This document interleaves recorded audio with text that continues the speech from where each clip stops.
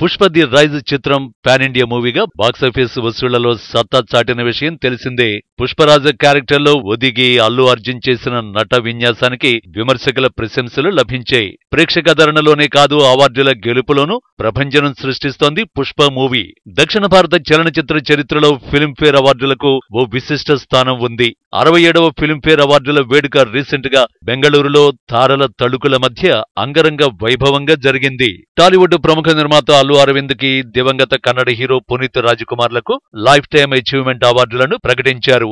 అల్లు అర్జున్ నటించిన పుష్ప చిత్రం అత్యధికంగా 7 ఫిల్మ్ఫేర్ అవార్డ్స్ ని గెలుచుకుని అందరినీ ఆశ్చర్యపరిచింది.